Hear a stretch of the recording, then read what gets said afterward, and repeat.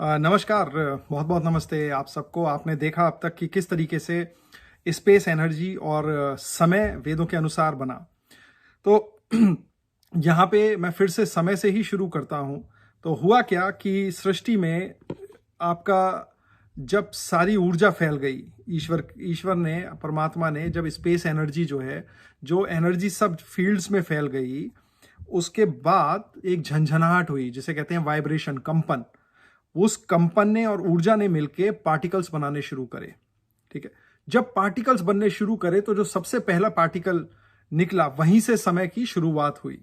अब समय अगर आप देखें आज की भाषा में, विकिपीडिया पे आप लोग देख सकते हैं कि समय क्या है। समय कहते हैं कि time is indefinite continued progress of existent and events that occur in apparently irreversible succession from the past through the present into the future. अब इसको हिंदी में अगर समझें तो सिंपल सी भाषा में ये कहा गया है कि आज का विज्ञान कहता है कि समय क्या है। समय क्या है? कुछ चीजें जो पीछे से शुरू हुई, वर्तमान में आई और भविष्य में जाएंगी, वो समय है। साधारण भाषा में जब हम कहते हैं कि तुम्हें कितना समय हुआ पैदा हुए, तो आप देखते हैं कि कब आप अपनी माता के गर्भ से निकले और उसके बाद आप आज मनुष्य के रूप में हैं। तो वो समय है कि आप इतने समय पहले पैदा हुए। इसीलिए जब शुरू में वेदों के अनुसार जब कंपन हुई और जब पहला पार्टिकल बना, उस पार्टिकल से लेके आज तक उसको समय कहते हैं, टाइम। वो समय है, टाइम है। इस समय की अलग अलग जो गणना है वो सब मैंने अलग वीडियो में दी हुई है वेदों के अनुसार। और उस वीडियो में मैंने आपको जैसे आज के जो अणु वाले टर्म हैं, विज्ञान वाले हैं, जैसे एटम है, इलेक्ट्रॉन, प्रोटॉन है, तो वेदों में उनके क्या क्या नाम है वो भी दिए हैं। तो वो चीजों के लिए आप उस वीडियो को रेफर करिए। लेकिन आपने ये समझ लीजिए कि समय कब शुरू हुआ। जैसे ही पहला एलिमेंट्री पार्टिकल बना तब समय शुरू हुआ। ठीक है। तो हमें यह समझना जरूरी है कि वेदों के अनुसार समय कब शुरू हुआ। अब वेदों में ये एक मंत्र है जो मैंने पहले भी दिखाया था। आपका मंत्र दिया हुआ है पीछे, समुद्र दर्ण वदादिति संवत्सरो अजायते अहोरात्राणि विद्याधिषण आपकी मिक्षतो वशी। अब इसमें क्या है मंत्र में, आप ये देखिए। इस मंत्र में दिन और रात जो है उनकी उत्पत्ति हुई है उसी समय में। तो कुछ ऐसे पार्टिकल्स बने हैं जैसे एक फोटोन कहते हैं। आज का विज्ञान एक फोटोन पार्टिकल को कहता है। वो दिन का पार्टिकल है, मतलब उससे रोशनी होती है, सूर्य के अंदर से फोटोन निकलते हैं। ऐसे ही वेदों के अनुसार कुछ पार्टिकल बने जिनसे रात्रि होती है, उसे क्वांटा कहते हैं। आप क्वांटा कह सकते हैं। इनके अलग अलग नाम है वेदों में। तो इतना यहां पे समझना जरूरी है। अब आगे चलते हुए मैं आपको थोड़ा सा विज्ञान समझाना चाहूंगा, क्योंकि आज के वीडियो में हम एक ऐसी चीज को बताने वाले हैं जो सही में सोचने योग्य है। वो ये बताएगी कि किस तरीके से वेदों के ज्ञान को लेके आज के जो वैज्ञानिक हैं, या कुछ वैज्ञानिक जो 100 साल में हुए हैं, जिन्होंने अलग अलग चीजों को डिस्कवर किया है, वो सब वेदों में से ही निकल के आई हैं। आप समझ लीजिए, आपको दिखा रहे हैं कि अणु क्या होता है, या आप समझिए आज के विज्ञान के लिए मैं आपको समझाना चाहता हूं। तो परमाणु क्या होता है। परमाणु जैसे आप देख रहे हैं कि गोले हैं, उसके राउंड राउंड कुछ चीजें चल रही हैं, तो उनके अंदर एक छोटे छोटे अणु होते हैं, उसको आप इलेक्ट्रॉन कहते हैं। परमाणु का एक छोटा सा अंदर एक जगह होती है, नाभि जिसे कहते हैं, नाभिक, उसे न्यूक्लियस कहते हैं अंग्रेजी में। फिर आपका क्या है, आप देख सकते हैं उस न्यूक्लियस के अंदर प्रोटॉन और न्यूट्रॉन है। ठीक है।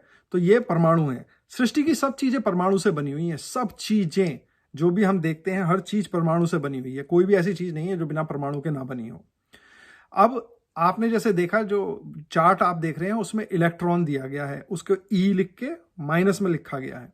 माइनस मतलब नेगेटिव, चार्ज कहते हैं उसे। चार्ज मतलब जैसे करंट है आपका, वो चार्ज है।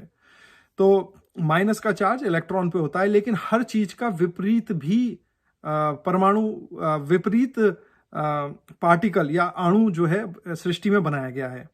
जैसे स्त्री है तो पुरुष है, या पुरुष है तो स्त्री है। इसी प्रकार से जो इलेक्ट्रॉन है जिसका नेगेटिव चार्ज है, उसका जब पॉजिटिव होता है चार्ज, तो उसको क्या कहते हैं, पॉजिट्रॉन कहते हैं। फिर प्रोटॉन है तो प्रोटॉन पी से पॉजिटिव हुआ, लेकिन जब उसका नेगेटिव होता है तो उसका विपरीत जो होता है उसको एंटी प्रोटॉन कहते हैं। ऐसे ही न्यूट्रॉन है। न्यूट्रॉन तो भाई आपका जो है, अगर पॉजिटिव समझेंगे तो उसका अपोजिट क्या होगा, एंटी न्यूट्रॉन होगा। न्यूट्रिनो का एंटी न्यूट्रिनो होता है। तो ये विज्ञान आज का थोड़ा सा समझने की जरूरत है, जिससे कि आप आगे के व्याख्यानों को समझ पाएं। तो समय उत्पन्न हो चुका है, स्पेस एनर्जी भी उत्पन्न हो चुकी है। अब थोड़ा सा विज्ञान भी हमने पढ़ लिया है कि परमाणु क्या है, परमाणु के अंदर क्या होता है, परमाणु के चारों ओर कौन कौन सी चीजें घूम रही हैं। ठीक है, उनके पार्टिकल अपोजिट भी होते हैं और नेगेटिव मतलब और पॉजिटिव भी होते हैं, तो वो भी चार्ट में हमने यहाँ पे देख लिया। अब ये यहां से इंपॉर्टेंट चीज शुरू होती है। अब एक सिस्टम होता है पॉजिट्रोनियम। ये मैं आपको आज के विज्ञान को लेके इसलिए समझा रहा हूं क्योंकि आप आसानी से समझ पाएंगे। अगर मैं वेदों के शब्दों का उपयोग करूंगा तो वो समझ ही नहीं पाएंगे। जैसे आप काफी लोग जैसे प्रश्न करते हैं कि ग्रिफिथ मैक्स मुलर को पढ़ते हैं, कुछ समझ ही नहीं आता, क्योंकि वो आपको नहीं समझ आता, वो उनको समझ आया है। उन्होंने लिखा इस तरीके से कि वो आप लोगों को समझ नहीं आएगा, आपको ऐसा लगेगा कि गाय भैंस गधे घूम रहे हैं, लेकिन वो ऐसा नहीं है। उनमें विज्ञान लिखा हुआ है और वो लोग इस चीज को समझ पाए, वो आज प्रूव हो जाएगा। तो आप जैसे देख सकते हैं कि एक इलेक्ट्रॉन है, ठीक है, उसका ही विपरीत जो है पॉजिटिव चार्ज इलेक्ट्रॉन है, और जब ये दोनों आपस में टकरा के एनिहिलेट हो जाते हैं, एनिहिलेट मतलब खत्म हो जाते हैं, तो एक तरंग निकलती है जिसे गामा रे कहते हैं। वो गामा रे धीरे धीरे डिके होके बेसिकली वो फोटोन है, वो फोटोन बन जाता है। तो इतना यहां पे समझिए, मैं आपको बहुत ज्यादा डीप विज्ञान में नहीं ले जाऊंगा क्योंकि ये तो बहुत ही घुमाने वाली बात हो जाएगी और समझना भी मुश्किल होगा, और इसकी गणित वगैरह मैं तो जानता हूं लेकिन मैं उसमें भी नहीं जाऊंगा। ठीक है, अब आप क्या क्या पढ़ा हमने, हम परमाणु पढ़ा, हमने उसके अंदर छोटे छोटे जो कण हैं या पार्टिकल हैं उनके बारे में पढ़ा, और हमने ये भी देखा कि जब इलेक्ट्रॉन और उसका विपरीत पॉजिट्रॉन आपस में जब मिल जाते हैं, टकरा जाते हैं, तो उनके खत्म होने पे गामा रे जो कि फोटोन है बेसिकली, वो फोटोन निकल जाता है।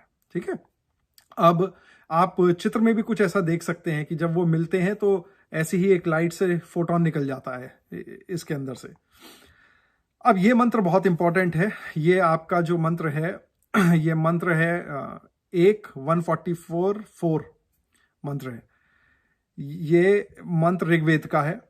अब इस मंत्र में हम हमेशा ये कहते हैं कि अल्बर्ट आइंस्टाइन जो है उन्होंने फोटोन डिस्कवर किया।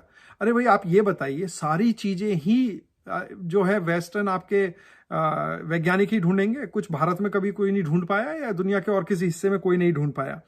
तो जो मैं आपको बता रहा हूं, आप ये देखिए 1800 से लेके 1800 ईस्वी से लेके 1915-20 तक इन लोगों ने, बल्कि 1900 तक मैक्स मुलर, ग्रिफिथ, बाकी सबने वेदों के पूरे ट्रांसलेशन किए।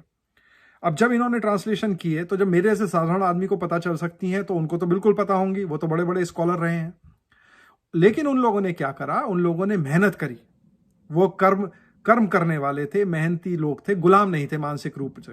उन लोगों ने मेहनत करके उस चीज को प्रूव किया गणित के हिसाब से, जो कि मैं भी कर सकता हूं और हम में से कोई भी कर सकता है, बस फर्क है कि मेहनत करने वाली बात है।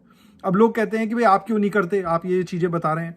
अरे भाई, अगर मैं यही करने लगूंगा तो फिर आपको ये सब चीजें कौन बताएगा। ये तो आपका हिंदू होना और सनातन धर्म का अगर आप पालन करते हैं तो यह आपका कर्तव्य बनता है कि आप इन विचारों को ले अपने बच्चों को दें, इन पर रिसर्च करें, ना कि आप मानसिक गुलामी में ही बैठे रहें। ये कहते हुए बहुत दुख होता है कि हिंदू जो है उनसे बड़ा कायर कोई भी नहीं है आज की तारीख में। हिंदू सिर्फ दिमाग से करप्टेड हो चुके हैं, हार्ट से करप्टेड हो चुके हैं। ना ही तो वो पढ़ना चाहते हैं, ना ही वो पढ़ाना चाहते हैं। वो खुद मूर्तियों में सिर मारते रहते हैं जिनमें कोई जीवन नहीं है, ज्ञान नहीं है, और वही चीज वो अपने बच्चों को भी पढ़ाते हैं। तो सोचिए, जो प्रजाति इस प्रकार की होगी, जैसे एक जानवर होता है, वो जानवर अपने परिवार का पेट पालता है, अपने बच्चे को बड़ा करता है, फिर छोड़ देता है। वही हालत आज के हिंदुओं की है। वो जानवर से ज्यादा कुछ भी नहीं है, ना उन्हें अपने धर्म से मतलब है, ना उन्हें अपने कल्चर से मतलब है, ना उन्हें अपने देश से मतलब है। और इसमें मैं ये भी बताना चाहूंगा कि जो हिंदू जितना ऊपर पहुंच जाता है, जैसे अमेरिका, ब्रिटेन में जो बैठे हैं, आप लगा लीजिए उनको बिल्कुल भी प्रेम नहीं है, ना तो देश से ना धर्म से। वो ये प्राउड फील करते हैं कि हमें ज्ञान नहीं है अपने रिलीजन का तो हम बहुत बड़े हैं। अरे भाई, उससे कुछ नहीं होगा। आपने जो है अपनी माँ की कोख पे ही लात मार दी। जो व्यक्ति माता की कोख पे लात मार देता है उसके वंश का नाश हो जाता है, ये याद रखिएगा। खैर, अर्थात इन बातों में ना जाके हम ये समझते हैं कि यहाँ पे क्या अल्बर्ट आइंस्टाइन जो है उन्होंने फोटोन को डिस्कवर किया था? नहीं। अब इस मंत्र में देखिए हुआ क्या है। इसमें कहा गया है अग्नि, अग्नि यहां पर है gamma ray. To whom the two co-partner of the same age, electron and positron. तो इसमें कहा गया है कि जिसके दो को पार्टनर हैं, मतलब दो एक जैसे स्वभाव के हैं, इलेक्ट्रॉन एंड पॉजिट्रॉन, जो कि विपरीत हैं एक दूसरे के, जिनका जन्म भी एक जगह से हुआ है, in the same place of birth. Pair which dwell in same abode, और जो एक ही जगह घूमते हैं, खुद ही एक जगह घूमते रहते हैं। तो आपका जो पॉजिट्रॉन और इलेक्ट्रॉन है वो एक ही जगह पे घूमते हैं, और उसके बाद उनका यूनियन होने से, ठीक है, तो वो जब एक साथ मिलते हैं काफी समय में, ठीक है, वो जब मिल जाते हैं तो अचानक उनमें से एक यंग कोई चीज निकल जाती है, यानी फोटोन का जन्म हो जाता है। उसको कहा गया है इस मंत्र में डे, दिन। और फिर क्वांटा निकलता है, जो इंफ्रारेड रेडिएशन, जिसको नाइट होती है, नाइट टच्ड बाय एल्डरली, वो कभी भी क्वांटा जो है पुराना नहीं होता, वो हमेशा इस तरीके से ही चलता रहता है यूनिवर्स में। जो क्वांटा है वो एलिमेंट्री पार्टिकल है। तो इससे ये इस तरीके से भी प्रूव होता है कि आप जब देखते हैं कि सूर्य में से तो फोटोन निकल रहे हैं, लेकिन आप जब स्पेस में जाते हैं तो अंधकार है, जबकि सूर्य है वहां पे, लेकिन अंधकार है। तो वेदों के अनुसार ये दिन और रात के दोनों ही पार्टिकल हैं। तो ये फोटोन देखिए एज इट इज, ये सो व्हाट दिस मंत्र is telling, that quanta of radiation loses energy while travelling long distance in space. तो ये मंत्र ये भी बता रहा है कि वो जो क्वांटा है रेडिएशन का, जो रेडिएशन निकली इनके कंबाइन होने पे, वो दूर चल के एनर्जी को लूज कर जाता है। अब ये अल्बर्ट आइंस्टाइन ने ही फोटोन बताया, और इस मंत्र में फोटोन जो है एज इट इज दिया हुआ है, आप यहां पे देख सकते हैं। बस ये है कि ये एक अलंकारिक भाषा में दिया गया है।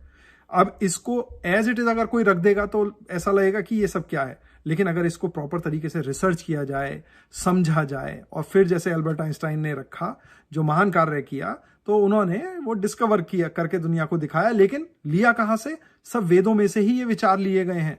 अभी जब आप आगे चलेंगे तो मैं आपको दिखाऊंगा कि 8 ग्रुप जो हैं एलिमेंट्री पार्टिकल के अब जो क्रिएट होने वाले हैं वो बड़े विचित्र हैं, वेदों में मंत्र हैं, और विज्ञान उन्हीं चीजों को फाइंड कर रहा है। ठीक है, तो इसी के साथ आपको बहुत बहुत नमस्ते। आपको अच्छा लगे तो इस वीडियो को लाइक करिएगा, शेयर करिएगा। अब हमने ये समझ लिया कि समय की उत्पत्ति कैसे हुई, और फोटोन जो है अल्बर्ट आइंस्टाइन ने डिस्कवर नहीं किया, वो फोटोन वेदों के अंदर था, इन लोगों ने हमारे ही विचार लिए। मैं आशा करता हूं कि लोग इन वीडियो को देखें, बच्चे इनको सुनें, बच्चे समझें कि कितना बड़ा विज्ञान वेदों के अनुसार है।